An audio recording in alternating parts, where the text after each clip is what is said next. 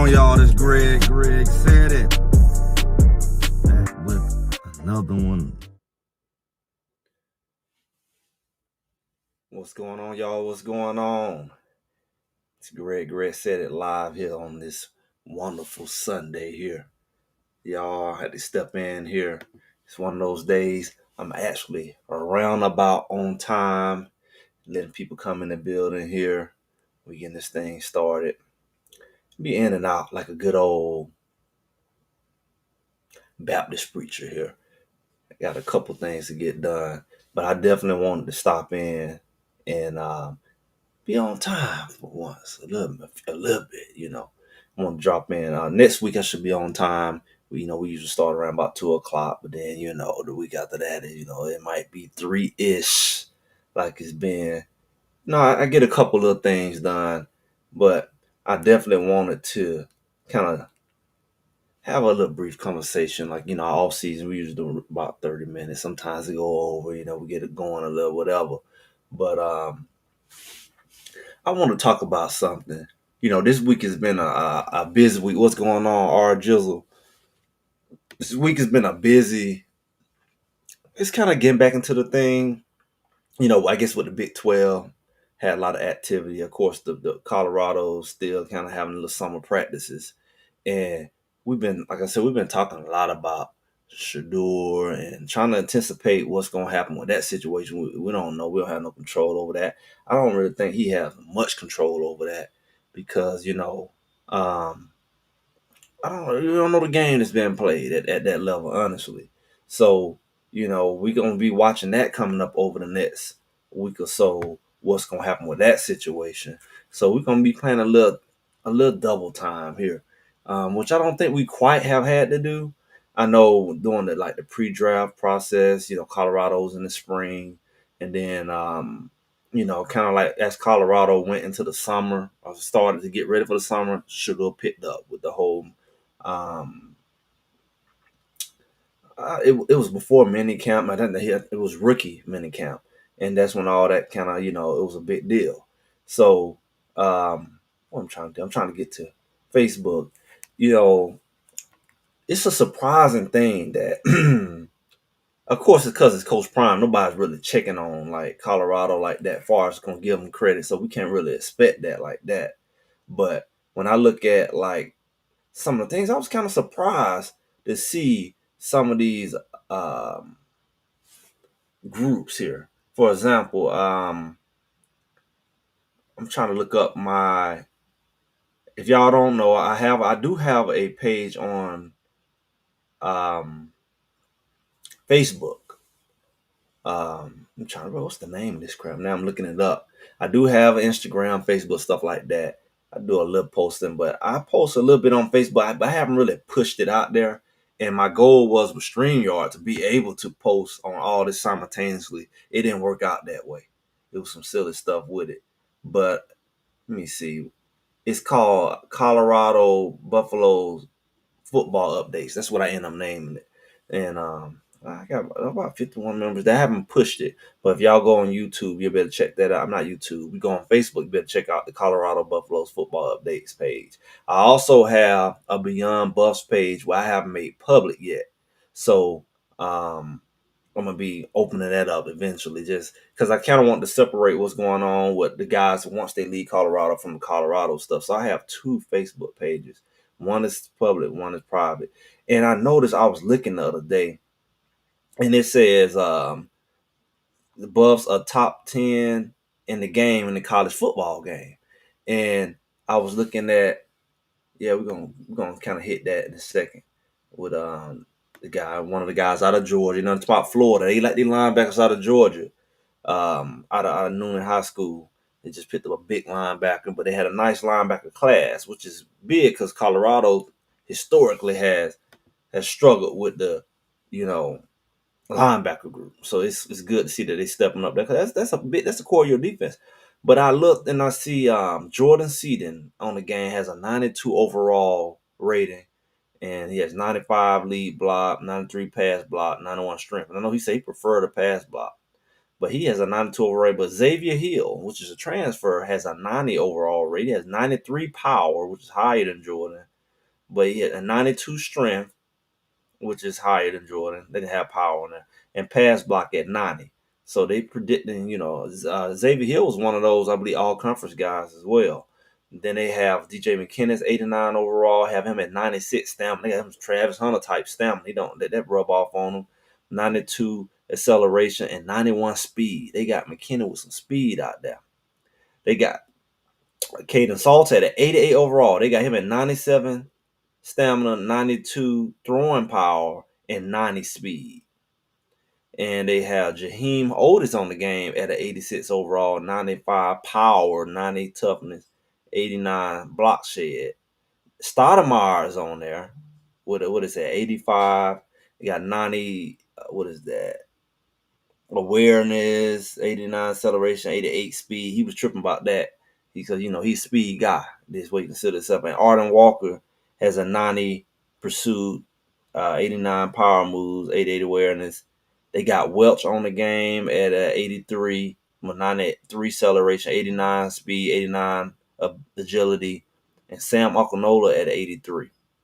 And that at overall with a 91 toughness, 89 pursuit, 87 what is that?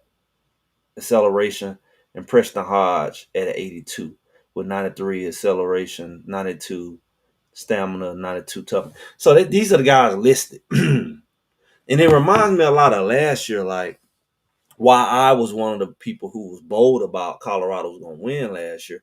I was like, how do you have that kind of talent? And they don't have a long list of all conference guys like they had last year because a lot of these guys are newcomers. Some of these guys they did list.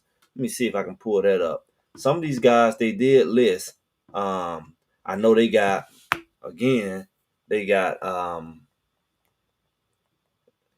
Jordan Seaton as a second teamer guy.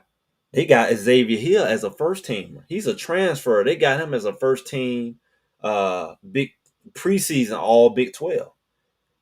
So everybody talk about Jordan Seaton being that guy, but they got Xavier Hill as big time lineman coming out. So people that's I say you looking over Colorado. You're not really acknowledging what they got coming in. They got Joseph Williams as a second team. He was a top guy out of Tulsa, a freshman of the year, whatever, freshman All American. And DJ McKinney is a third teamer. Now he's supposed to be considered a first round guy and all that, and they got him at third team all conference preseason. And then they also have Reginald Hughes, who come from a quote unquote lower level, but he put in the work. They got him at 14 line as a linebacker. So these are just some of the things that it's not quite like last year. I know they had Travis was first team, Shadul was first team. They had BJ Green. I know he was first team. He was transferring in. They had Shiloh come in second team, I believe. They might have listened to Jordan. They just had several guys.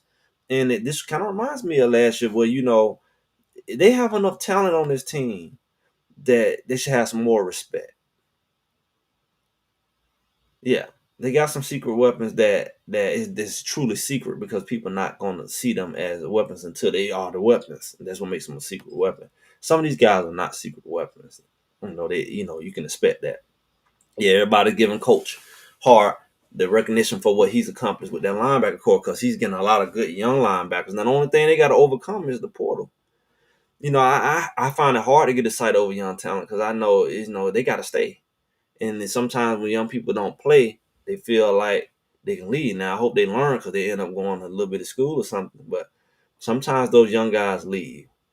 And so it's like it's hard to get excited over anybody really, but definitely young guys because they're like, I'm going to leave with 4-5 years of eligibility if I sit on the bench. Because Colorado got some linebackers. I mean, they ain't got a bunch of senior linebackers. I mean, some of these guys that's here now going to come back next year.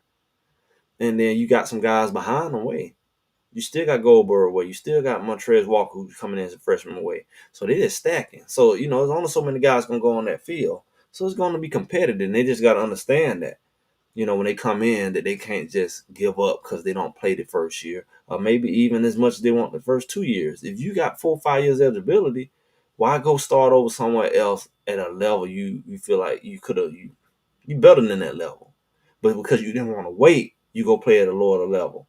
As if you're in a rush to play.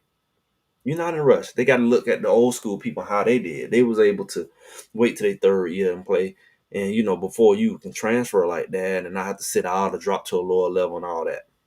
So they got to rethink this thing. A lot of guys just jump in that portal, but outside of that, yeah, it's looking good.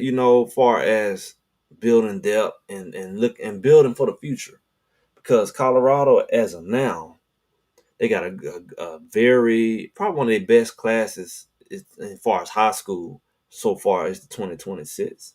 But then they also, who knows how the portal gonna go. So this season is gonna be critical for Colorado.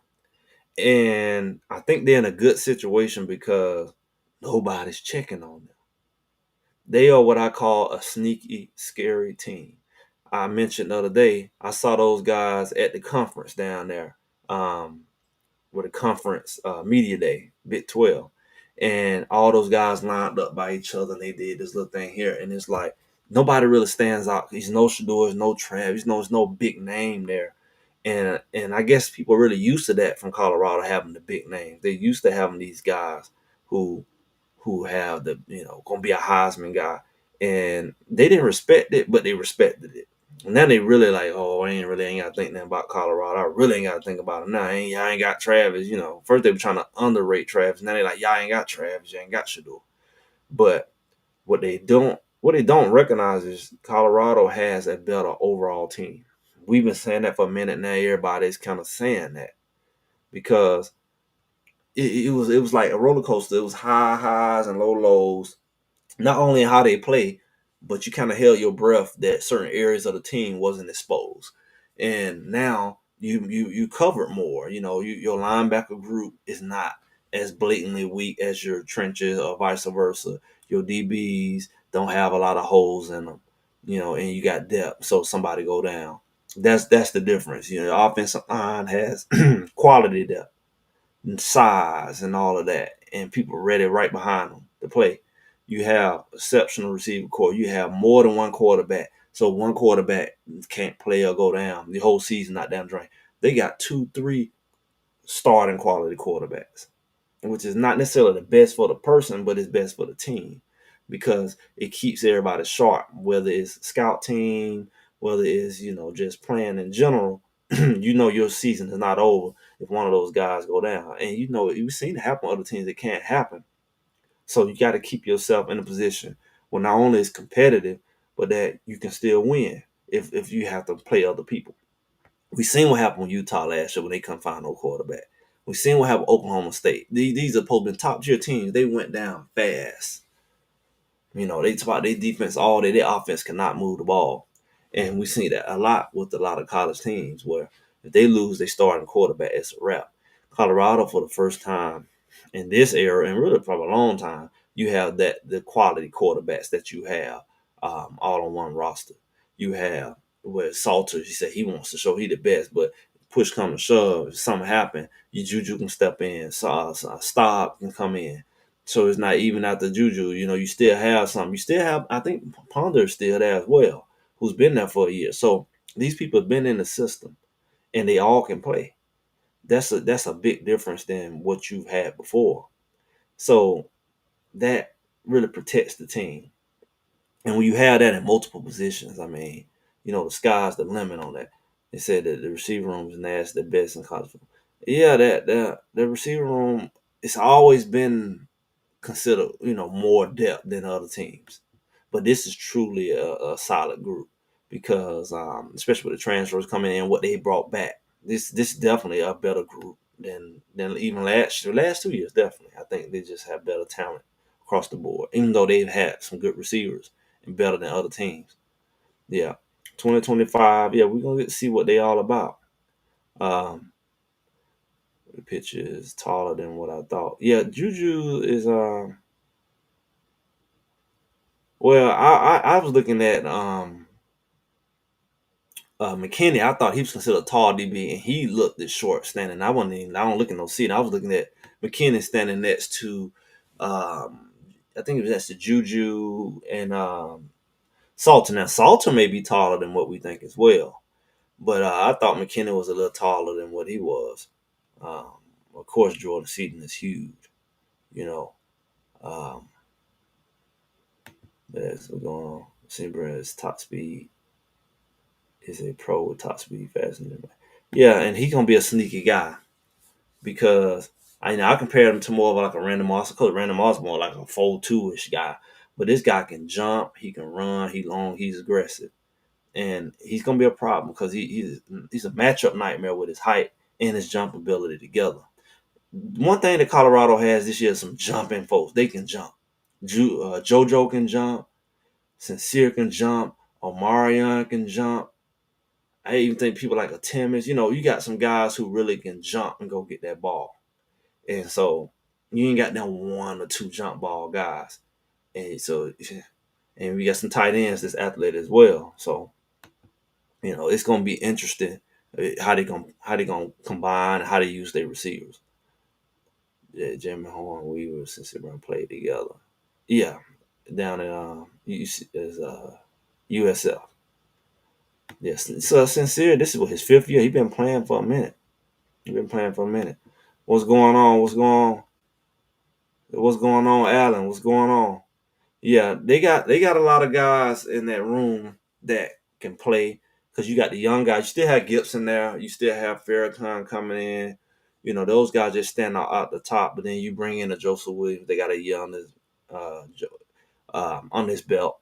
And then you bring in veterans like Sincere. I forget the guy out of Florida State. I don't know what he can do. I just know he's a big time guy out of high school, and he was at Florida State. He ain't do much. He got something coming big. He's a big receiver. He can come in and open some eyes, possibly. But to have still got Amari on there. Like I said, you still have Timmons that's trying to his presence be known. He had a good spring last year. He had some injuries last year, and a lot of times you can look over him, but he was big time SEC guy here that we was excited about.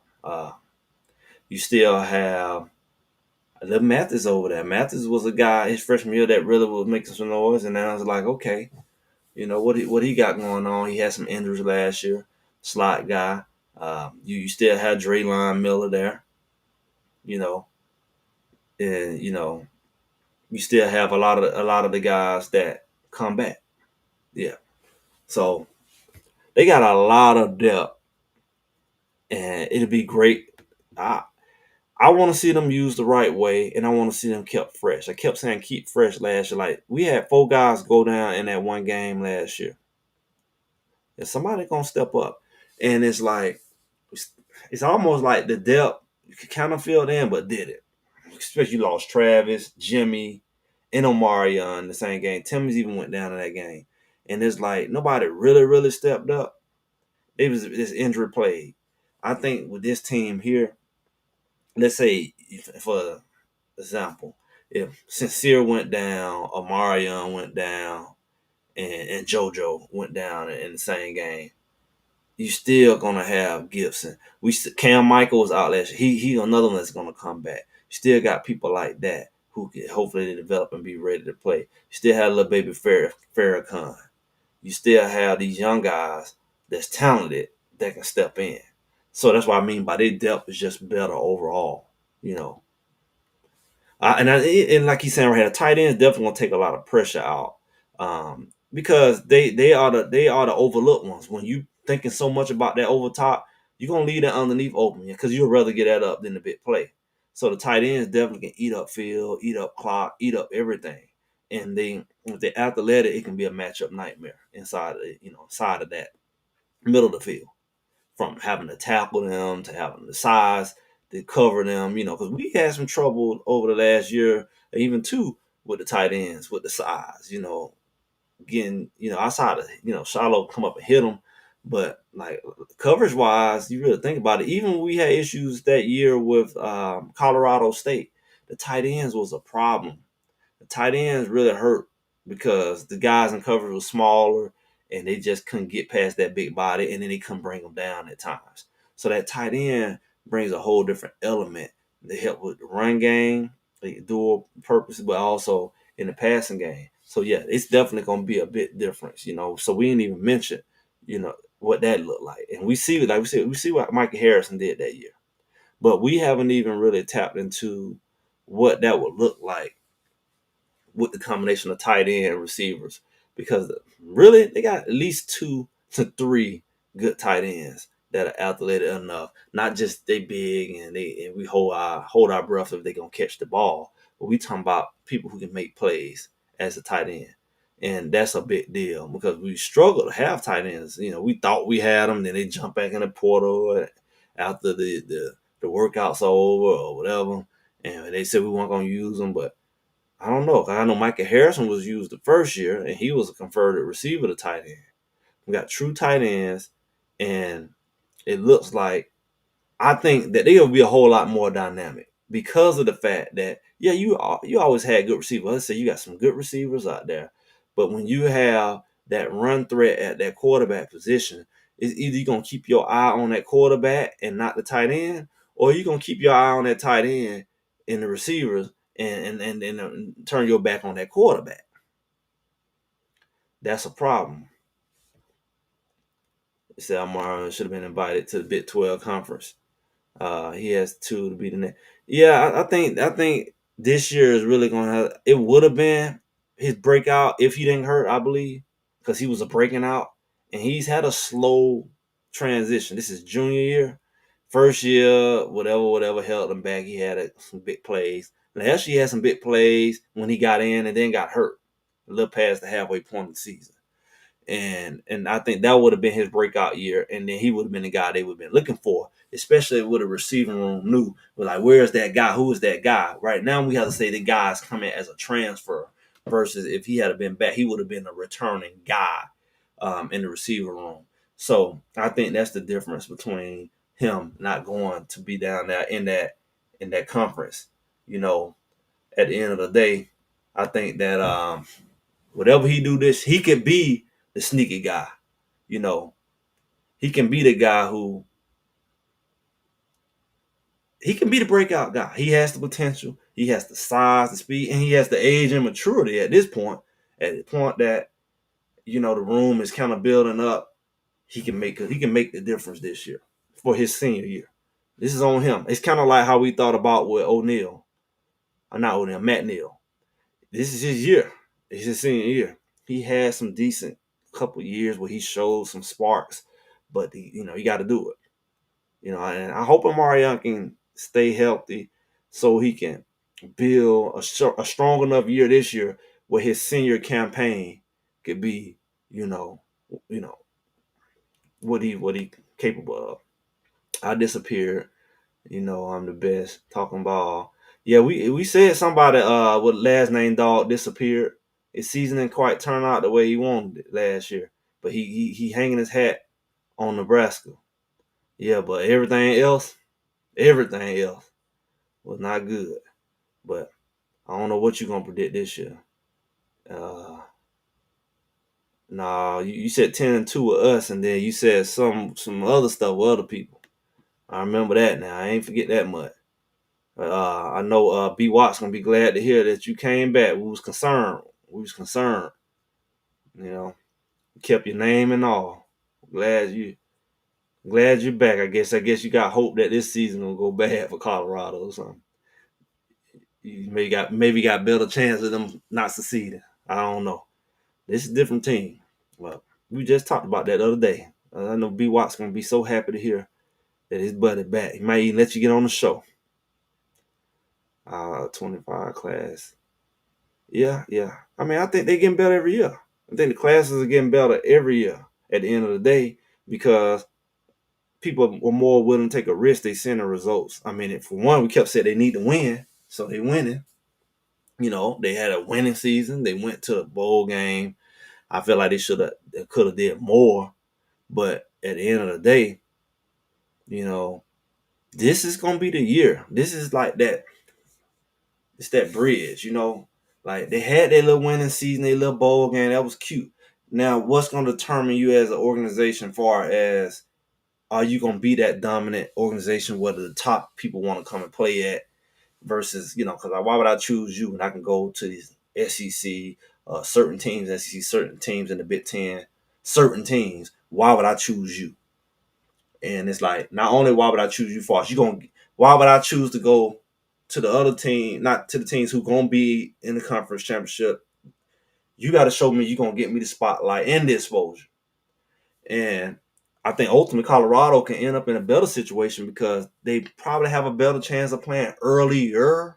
At least at this point, it could change than they would over at a Georgia, Alabama, who your butt gonna have to wait, especially as a younger guy. So I think Colorado still has that on their side where I can go in there and play. At least that's the selling point. But it's getting harder and harder because they got some guys that they building their depth from the young guys now. You see the 26 class, the 25 class, these young guys. So as long as they in transferring, it's not like it's a lot of gaps from year to year as far as rebuilding. So as long as Colorado can show, hey, I'm gonna compete with those other programs, I can compete for my conference title and possibly go to the playoff every year. That will make them a valid option versus going and riding that pine over there at such and such school. And they beat each other head in over there in the SEC, and and it ain't as predictable as it used to be with the same, one, two, three teams gonna win every year. They're gonna be 1 and 2 every year. Is the talent is definitely more widespread. When you see a team like Indiana come out of nowhere, the team got to take his team from James Madison and players, and they go and spank folks. And you said they weren't no good, but they the only games they lost is to the two teams who played in the championship. But people were so quick to say, see. But look who they lost to. At the end of the day, the team they lost to played in the championship. And this was their first time really coming over. Nobody wanted to point that out. When you have those kind of teams that can emerge, not just, some lucky Cinderella. You can call them Cinderella. We'll see what happened this year. But, you had like NIU came and whooped Notre Dame. It's not like that, kind of like a cupcake came and snuck a team. Like this team played consistent ball throughout the year. Whooped pretty much everybody except the two teams that played in the national championship. And you say, whoa, so this recruiting thing is serious. Indiana, who wants to go to Indiana? The same thing with Colorado. Who wants to go to Colorado? It's possible with the right combination of players. And you might say schedule, even though they played supposedly some of the tougher teams and beat them. But you would say that if the right combination of players get together in the right system, they have the opportunity to go to the playoff and be a threat to somebody. They have an opportunity to go to a conference championship any given year. It doesn't take 3-4 years to build that up because you're technically building it even while you're losing. Like Colorado's technically been building it. But when the right kids say, you know what, I want to go and play here, I want to go and be part of this situation, then boom, now you got a team that out of nowhere, they were 2-10 and now they 10-2. And you said, that'll take 4 years. Oh, what about last year? Yeah, what about last year? You see how everybody can flip. The good team, like I look at the Big 12 conference last year, they just swore Utah. We were just talking what he say, what we predicted. I told people Arizona wasn't good. I told people Utah wasn't good. They barely beat the Colorado team. They cheated their butts off. And so if you want to talk about last year, look at that. And sure enough, them teams was nobody. Everybody predicted all the teams like the Arizonas, the Utahs, the Kansas States, the Oklahoma States to dominate. And Kansas State had a decent year, but Oklahoma State didn't do nothing. Utah didn't do nothing. Arizona didn't do nothing. These are the teams that they had at the top. And the bottom teams, including the worst one in the conference pretty much, end up being the one to go to the playoff and win the conference.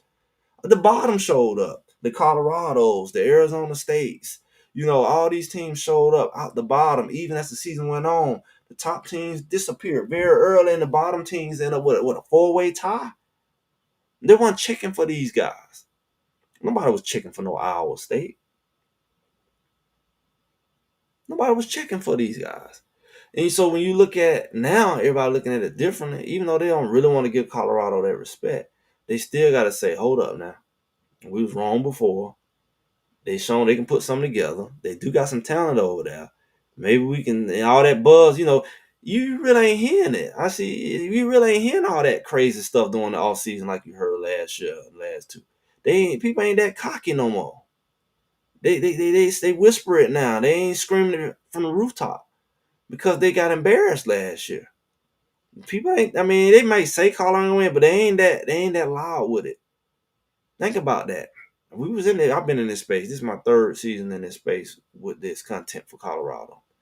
And this hockey and this nasty people was the same way they really doing. I guess it's Father Shador because that's the same way they doing. He ain't no good. He ain't that. He ain't that. This real just over the top. You gonna look really dumb if it don't turn out that way. That's how they was with Colorado. That spew. It was nonsense coming out their mouth. It wasn't even realistic. It wasn't logical. And I said that don't even make sense. That's not football. Oh, you don't know John. Look at him, man. Clearly I did because you got no talent. When you put certain talent together, it's not logical because it's not necessarily a common thing for that much talent to be on one team, and it's definitely not common for that much talent to be on one team and lose. It's just not because they're gonna be going against people with lesser talent. Just even that alone, the talent gonna outdo the talent. That's why they were able to play sorry games and still beat them.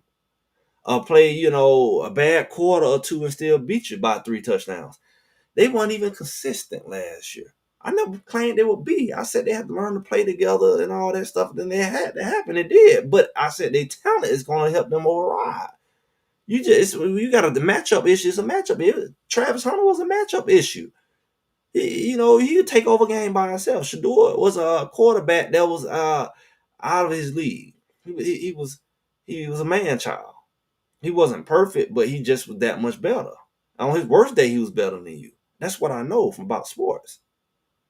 This year's not as easy to predict because you're looking at the fact that Colorado is a team that has a lot of unpredictables. Now, okay, you can say they ain't never played together, a lot of these guys, which is true because you got transfer component, even all the way down to the quarterback position. His first year, when you know the quarterback's going to be still try to play like they don't know, which I feel they do.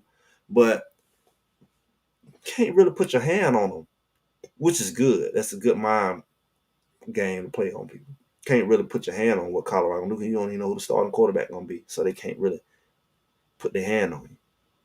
Can't put their mouth on you. But they got a lot of new talent that have done well where they came from, exceptional well in some cases.